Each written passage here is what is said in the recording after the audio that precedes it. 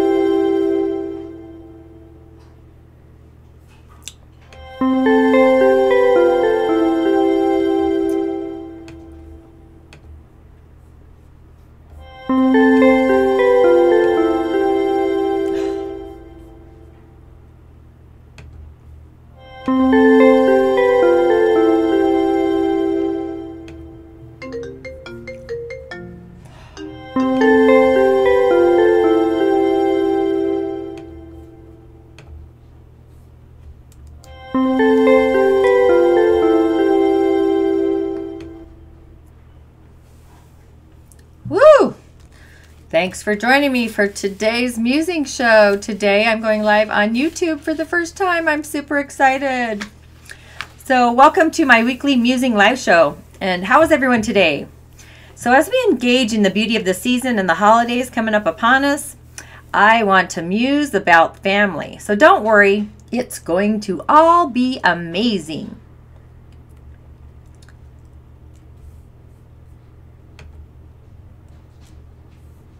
So habit is something you can do without thinking, which is why most of us have so many of them.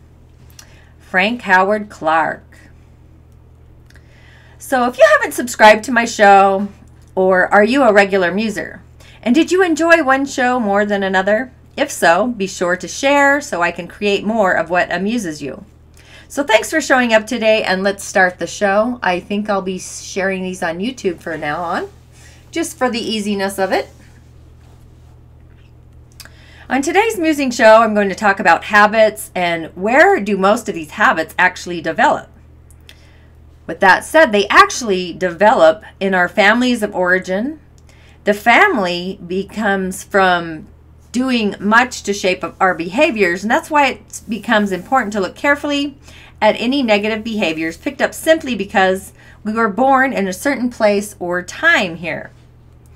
And many patterns of behavior learned in the home thrive for many generations simply because no one in the family realizes there's another way to do anything.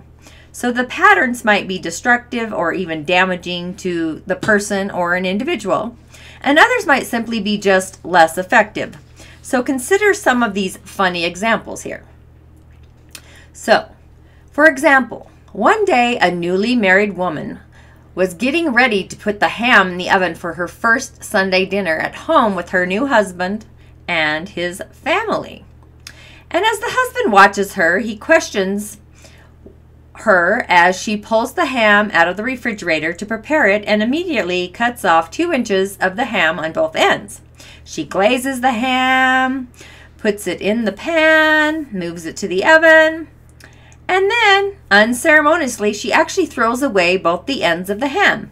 For him, it took a lot of courage to question his new wife and if she's ready the rest of the meal, but then he finally blurts out, "Why on earth did you throw away those perfectly good ends of the ham?"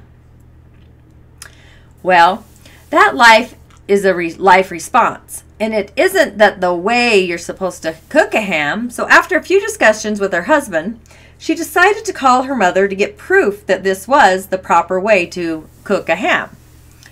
So her mom goes on and says her husband, in exasperation, she's asking the mom to please explain to her husband why it's important to cut off the ends of the ham. And her mom sheepishly replies that she didn't actually know the reason. She just watched her own mother do it for years. So this event prompts a phone call to the grandma, say, along with a good laugh a few weeks later after the smoke of the argument actually clears. And the grandma's response, "Well, I only have this tiny pan, and the ham your grandfather brought home from the butcher's never fit. so I just cut off the ends. Maybe I should have bought a bigger pan. So the moment you actually think about the story of this ham and the consequences of following without question are small here, but what if the present isn't how we cook the ham, but how you react to a child shatters a plate or a spouse who doesn't do exactly what you asked? You first, in family line, to want to break an effective or ineffective unhealthy pattern, and changing may seem more impossible than moving a mountain, but it's actually not. It actually just takes time, work, and more time. But it's possible, and more importantly, it's worth it. So to transform bad habits that have been ingrained for generations of time, you can find some currency answers in detail in Healing Your Family History. So if you were to work through a 5-step process and find great success transforming your habits that are blocking you from success, we're going to amuse about this process just to even get you started. So where this all begins, certainly we all have vulnerabilities when we're born. And then only are we a little delicate bodies dependent on others for the basics of life, food, safety, and shelter, say. And we also learn to lean on our parents, our family members, and even our culture for sense of value and purpose. And early on, our parents, teachers, leaders, even our community play a huge role in dictating who we are and what we will actually become. Because we are young and impressionable in our early lives, we tend to absorb verbal and nonverbal scripts or patterns of thinking about ourselves, and we typically create our lives accordingly unless or until we become enlightened ourselves. Look at that sweet little baby in that picture. So our perceptions of ourselves are often based on the opinions, thoughts, and words of others, and it's common that when a mother believes her child is bound for success and beautiful and gracious, the child tends to grow up to be successful, radiant, beautiful, and gracious. But to the contrary, if the parent projects that her child is a troublemaker, foolish, selfish, or even worthless, it's likely that the child will manifest the negative script in thoughts and behave accordingly, because their feelings about themselves shape our lives. And understanding the scripts of the roles we're assigned by others and their effect on us is actually crucial. And an understanding and rewriting of these unhealthy scripts that we project on others is also crucial. But the good news is that you can rewrite your daily news by changing the scripts, not only the ones given to you, but the ones you give to others. And you don't have to give your power away to the opinions of others, and you can teach your loved ones that you don't have to do it either. Success means having the courage, determination, and the will to become the person you believe you are meant to be. Sorry about that background ringing. So, how do you change your scripts and help yourself think differently? Well, first, you need to know what you want, who you really are, and what you desire to become. You need a vision of your highest and believable self, and you need to dream. And then you must be anchored in your purpose, broadening your mind, changing your script, and tearing down personal blocks and helping you become what you actually want to be. Bless me. Now you know I'm really live if I'm sneezing. So, a powerful story is The Divine Matrix. It's a novel by Greg Braden, and he explains how invincible we are when we fully focus ourselves on a meaningful dream. And he explains that years ago he was enrolled in a martial arts class, and one day he shows up for class and the teacher announced a change in the schedule. The teacher went on to tell the group and some of the finest students that he wanted them to knock him over.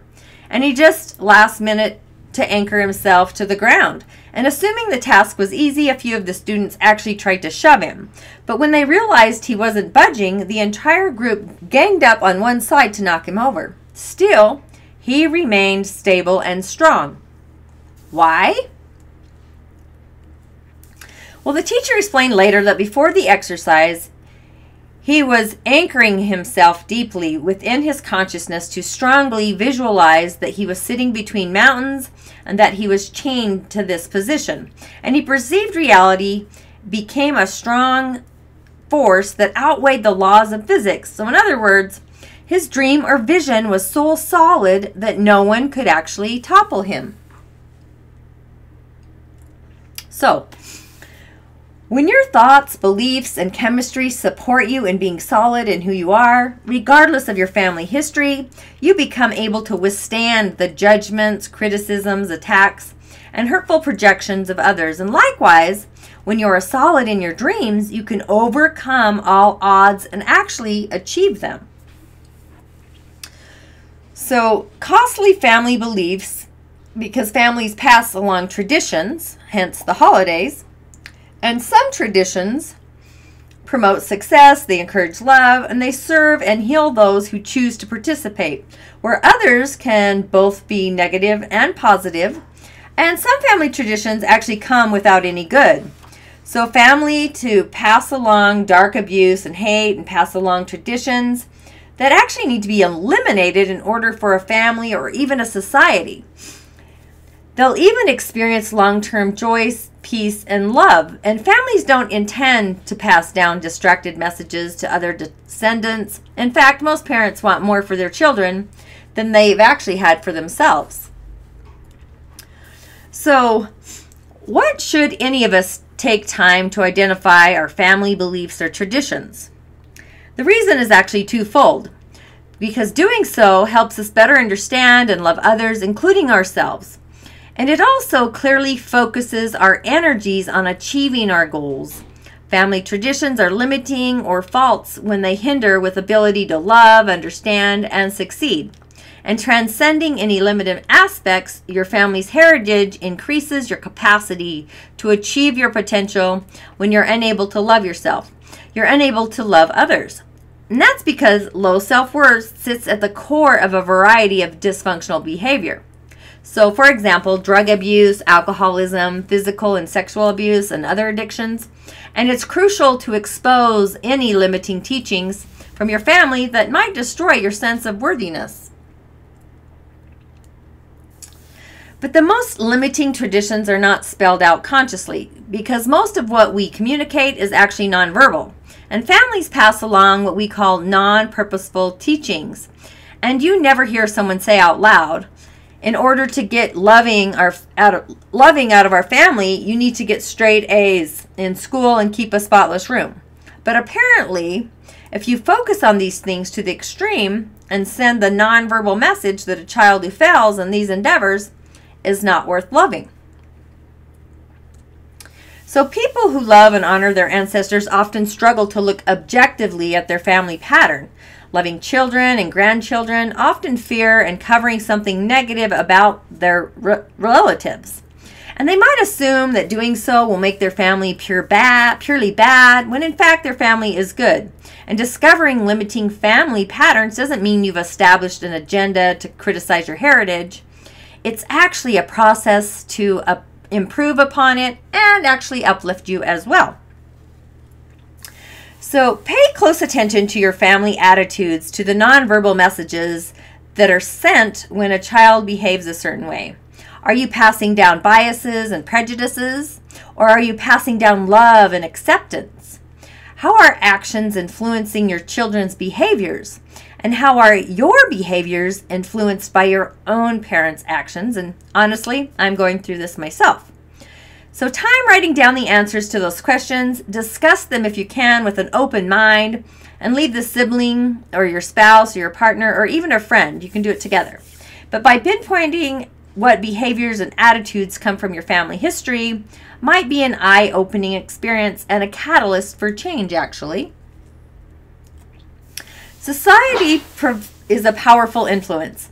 And everybody wants to look like everyone else. And sometimes it's square hats, sometimes it's tall shoes. Why? Well, last year the big thing might have been big yellow ears. Now it's free. Who knows? And everybody wants a green nose, right? Because we all want to be, and that came from the novel If Only I Had a Green Nose. And he tells the story about wooden dolls, and these wooden dolls made by the great toy maker Ellie, and they weren't designed to look a lot alike. Ellie only further explained that she thinks they'll be happier if they look like everyone else. And I made them look different on purpose. Freckles, long noses, bright eyes, dark eyes. And these are my ideas. All they'll want to look the same. So expectations exist all around us, and some of them are the most powerful expectations come from society and the computed ease in which we live. So families can choose to let these expectations enter their homes, or they can actively select what expectations seep in and which ones are blocked. So let's consider for a moment that all of these very beliefs and that exist in different communities throughout the world. Some cultures believe it's good to be friendly, while others actively teach it's best to coexist with your extended family only throughout life, while others promote spreading out and living in single-family homes.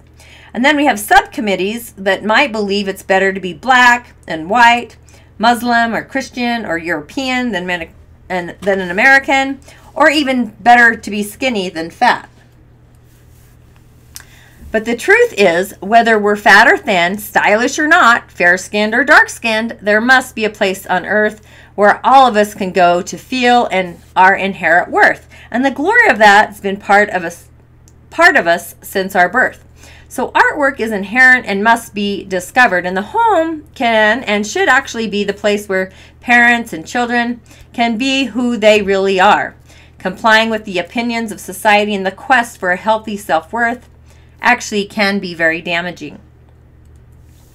So hope of our future actually depends upon who you are. So if your parents, grandparents, teachers, and sometimes they feel as though you have no influence over the media and the social norms outside your home, remember, the hand that rocks the cradle is the hand that rules the world.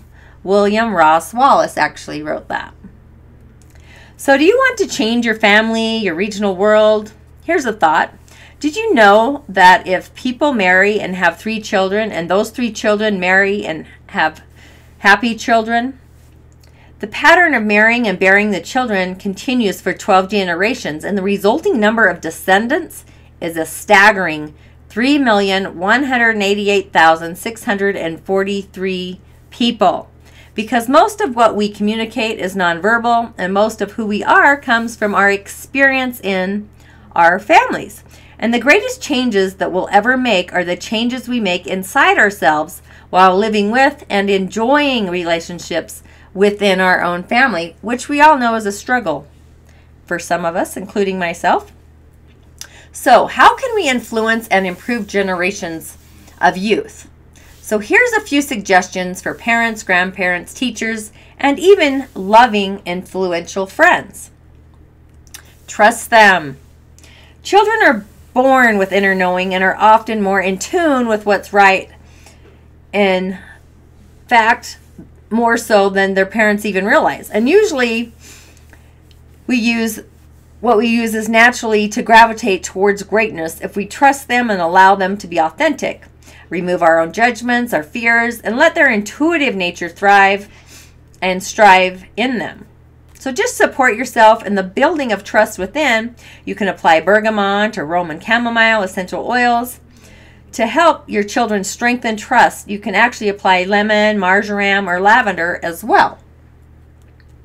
See them.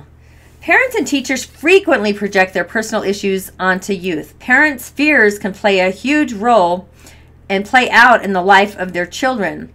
So if a parent doesn't take the time to look at their children as the separate and an individual being, don't think of your child as a mini you. Looking at your child as an individual who can become whatever they want despite your own weaknesses and failings. So to strengthen your vision of your own purpose, use frankincense. However, you like on a regular basis. You can diffuse it, wear it, use it for an inhale. And the more you use it, the better your personal vision actually starts to become. So just support your children in seeing their highest and best self. You could actually apply Melissa or rosemary on the back of the neck or even on the bottoms of the feet. Listen to them. So don't be so caught up in what you're doing that you don't really listen to your kids when they come to you. Put down your smartphone, turn off the TV, and actually really listen. And remember that listening is more than hearing what is being said. So pay attention to the nonverbal cues that your children puts out there, because children who are heard are more apt to keep the communication lines open. And a critical factor in establishing and maintaining a healthy relationship, amazingly, nature can actually help in the communication process as well. That's where lavender essential oil will actually free up your tongue and helps truth to actually flow. It's considered the essential oil of communication, where melaleuca can enhance your auditory communication, your clairaudience, helping people hear things more effectively and clearly. So you can use both of these essential oils regularly for yourself and even for your children. Validate them. After you learn to listen, validate what you hear, because children often receive frequent validation of their thoughts. They feel more confident and empowered to succeed. And validation is the key to overcoming any relationship blocks, because when we feel validated, we feel loved and supported. And this process is absolutely essential to supporting healthy growth and self-esteem. Applying serenity and balance will help you and your children lift your heads up. Actually, encourage them. So today, most of the information communicated out into the world is negative or critical. And as a society, we seem to miss these essential points, because encouragement does far more good than any form of criticism, judgment, or negative influence. So if you find yourself in constant criticism of others, reach for a bottle of white fur. I almost actually said a bottle of white wine, but we'll get there later. And rub a few drops of the oil on your body. And turn to encourage your youth. Massage cinnamon mixed with a little bit of fractionated coconut oil on the bottoms of your feet. Or actually, you can even just diffuse that into the environment. Support them. So many of us today actually feel unsupported. Either adults in their world don't do enough to sustain them, or they do too much, and consequently that hinders your real potential. And real support comes when the right balance is maintained. So know what your child can handle and still be successful. Then maintain the balance. Balance Essential Oil Blend is perfect for both parents and children because it relaxes anxiety, it'll take the edge off stress, and it actually supports our electromagnetic fields, keeping both our mind and body actually in balance. Protect them. So healthy boundaries are essential throughout life. So teachers used to stay away from destructive influences that will literally ruin them and stop them if they go down a destructive path. Adults don't let 2-year-olds play in a busy road for actually good reason, right? There are many dangerous influences that threaten the lives of our youth and keep kids away from them. It's just as important as removing a baby from a busy road. So diffusing and applying some wild orange and frankincense could help put an armor around your energy field and keep you protected and safe from the negativity of our world. Guide them. Healthy boundaries are actually essential throughout life. Oh, sorry, I went back to the other one. So guiding your kids. You need to share your experiences and learning to use them and teach them correct principles that foster long-term success. Even the kid who thinks he knows it all will usually listen to a parent who really wants to guide them and take the time to share experiences and advice. An elevation blend frees up inner wisdom to know the right things to say to your children. Children also benefit from applying elevation, particularly when blended with frankincense. Accept them. Remember in first grade when you colored a picture and thought it was a masterpiece? But if you saw it now, would you think it looked like a Rembrandt? Probably not. Kids will often do their best, but still fell short of your expectations. They're still children, after all, so they don't have the years of learning and expertise that the parents do, because we all learn by making mistakes. And healthy use makes a bunch of them. So when you see a toddler throwing a fit, just smile and say, he's perfect at being 2. It really is okay when the teenager acts like a teenager and a wiggly boy acts rambunctious. So diffuse some citrus oils regularly as they help children and adults actually accept themselves. Love them. Living all these tips in relationships sends loud messages that you love your family. Ultimately, that's all you can do to support anyone. And it's the best thing that you can do. Love unconditionally without fail. Rose or eucalyptus, rosemary coupled with lemon, black pepper coupled with lime, believe it or not, and bergamot coupled with sandalwood, my very favorite, will support our ability to love others and ourselves. Rub them on the back of the neck, the throat, or on the bottoms of the feet. Then inhale by cupping your hands in front of you, in front of your mouth, and take a wonderful breath in. So, with all that, have you browsed the corridor of my Musing Club? I have a few offers in there for you. It's a venue for healing on many different pathways to start your journey. So make sure to subscribe to my Musing Club to get the latest info and show up for my Saturday musings. And as I finish up on my nip and tuck of my website, I'll be posting blogs about the different essential oils that I've been musing about. And last but not least, thanks for musing with me. And next week, I'm going to muse about intention. As always, if you enjoyed this muse, please share it so I can do more of what amuses you. And thanks for showing up.